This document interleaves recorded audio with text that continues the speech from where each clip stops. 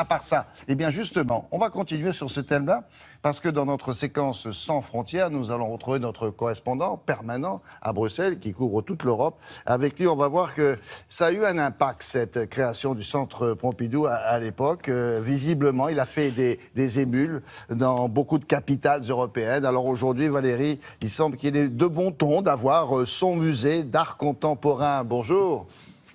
Bonjour William, bonjour à tous. Effectivement, alors quand on parle d'art moderne et contemporain, on pense bien sûr au Centre Pompidou, mais aussi évidemment au Tate Modern de Londres, au Guggenheim de Bilbao, qui ont été construits les deux une vingtaine d'années après Pompidou.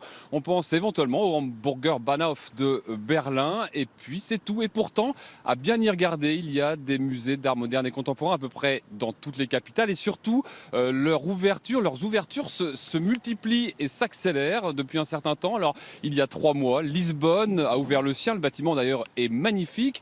Athènes, pourtant en faillite, vient d'inaugurer également le sien, et ça n'a rien d'un hasard de calendrier. En fait, il y a vraiment une tendance, une volonté d'afficher qu'on est dans l'air du temps, qu'on a son musée d'art contemporain. Voyez ce mini tour d'Europe réalisé avec Sylvain Winans. Voici ce que tous les touristes viennent chercher à Athènes: des vieilles pierres et de l'histoire antique. Voilà ce que la Grèce compte désormais nous faire découvrir aussi, ses artistes contemporains. Le MST a été lancé il y a 20 ans, mais la crise est passée par là, et les changements de gouvernement aussi. L'inauguration a eu lieu il y a 2 mois, et la Grèce dispose désormais de 18 000 mètres carrés dédiés à l'art contemporain, et une collection qui compte déjà 1000 œuvres.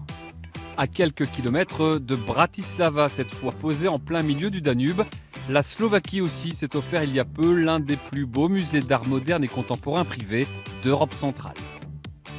Et le Portugal ne voulait pas être en reste. Dans un bâtiment très moderne et avant-gardiste, dans le prolongement d'une ancienne usine de Lisbonne, le MAT a été inauguré en octobre dernier. Il mélange art contemporain, architecture et technologie. Nous allons être sur la carte du circuit de l'art contemporain. Et pour nous, c'est très important, car nous ne souhaitons pas être présents que de manière locale. Nous avons ce qu'il faut pour nous adresser au monde.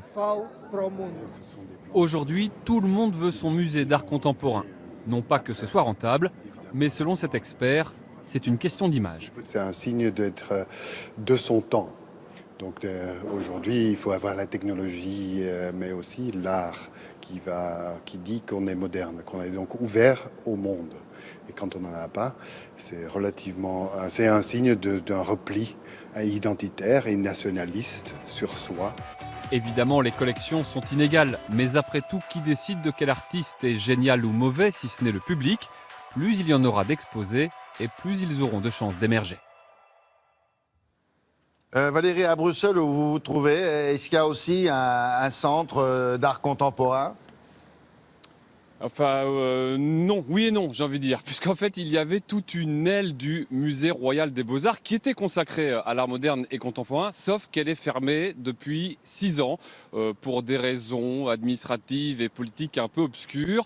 Alors, il y a un centre d'art contemporain dont on vient d'entendre le directeur, mais il n'a pas de collection permanente, ce n'est donc pas un musée. Il organise des événements, des expos temporaires.